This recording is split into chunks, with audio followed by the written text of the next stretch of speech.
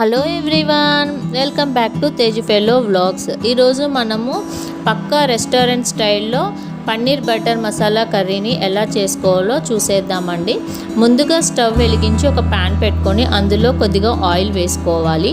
Oil కొద్దిగా heat ఎక్కిన తర్వాత ఒక మీడియం సైజు ఆనియన్ ముక్కలను 150 గ్రామ్స్ క్యాషూ నట్స్ని కూడా తీసుకోవాలి.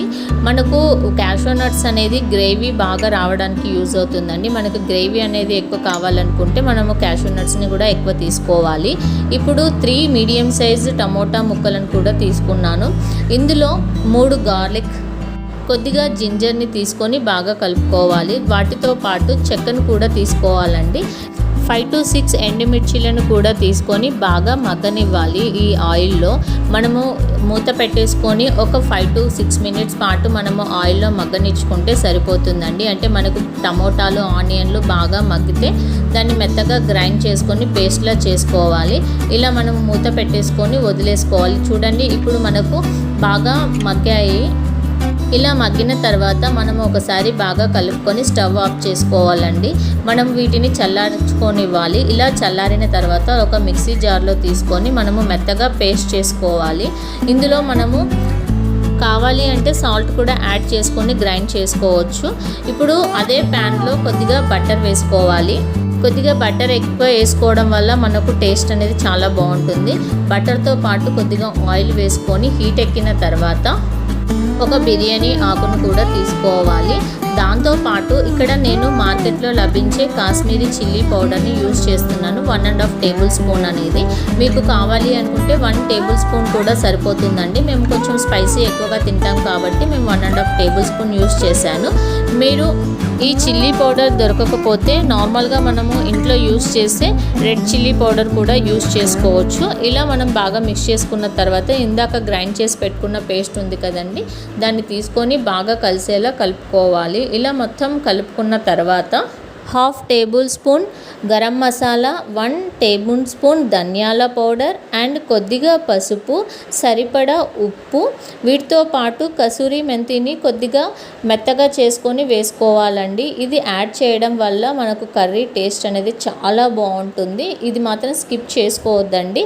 అండ్ 1 టేబుల్ స్పూన్ మనకు జీలకర్రని వేయించుకొని ఇలా పౌడర్ చేసుకొని తీసుకోవాలండి. వీటన్నిటిని యాడ్ చేసుకున్న తర్వాత మనం బాగా మిక్స్ చేసుకోవాలి. ఇలా మిక్స్ చేసుకున్నాక ఇలా చూడండి, ఆయిల్ మనకు పైకి వచ్చేలా కొద్దిసేపు ఉంచుకున్న తర్వాత ఇప్పుడు మనము అందులో వాటర్ అనేది యాడ్ చేసుకోవాలి. అంటే మనకు గ్రేవీకి ఎంత సరిపడుతుందో అంత వాటర్ అనేది యాడ్ చేసుకొని ఇలా బాగా కలుపుకోవాలి. ఇలా మనం బాగా కలుపుకున్న తర్వాత 1/2 టేబుల్ స్పూన్ షుగర్ అండ్ 2 లవంగాలు తీసుకొని కలుపుకోవాలండి. ఇలా షుగర్ యాడ్ చేయడం వల్ల మనకు కర్రీలో టేస్ట్ అనేది చాలా బాగుంటుంది. ఇలా మనము మూత పెట్టేసుకొని ఒక 5 మినిట్స్ పాటు వదిలేసేయాలి. ఇలా చూడండి, మనకు పైన ఇలా వచ్చింది కదా, ఈ నురుగునంతా మనము రిమూవ్ చేసేస్తే గ్రేవీ అనేది థిక్నెస్గా వస్తుందండి మనకు. ఇలా చూడండి, ఇలా బాగా కలుపుకున్న తర్వాత మళ్ళీ మూత పెట్టేసుకొని ఒక 4 మినిట్స్ పాటు మనము ఇలా లీవ్ చేసేసుకోవాలి. ఇదే పన్నీరు కర్రీని నేను డిఫరెంట్ స్టైల్లో కూడా చేశానండి. నా యూట్యూబ్ ఛానల్లో నేను పోస్ట్ చేశాను.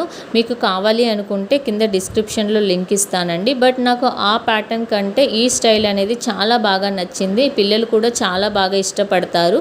అంటే మనకు టేస్ట్ అనేది సేమ్ రెస్టారెంట్ స్టైల్లోనే వస్తుంది.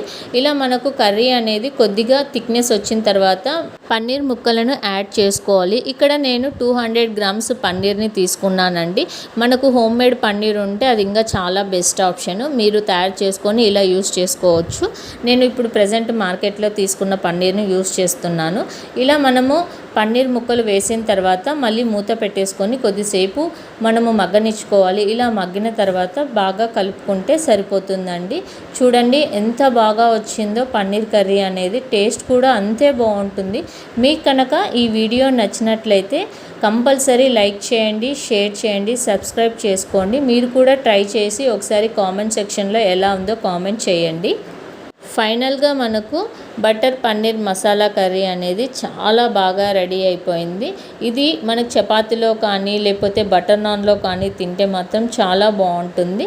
ఇలా నేను సర్వ్ చేసుకొని నార్మల్గా బటర్ నాన్లో తిన్నానండి. చాలా అంటే చాలా టేస్టీగా ఉంది. మీరు కూడా ట్రై చేయండి. Thank you so much for watching my video.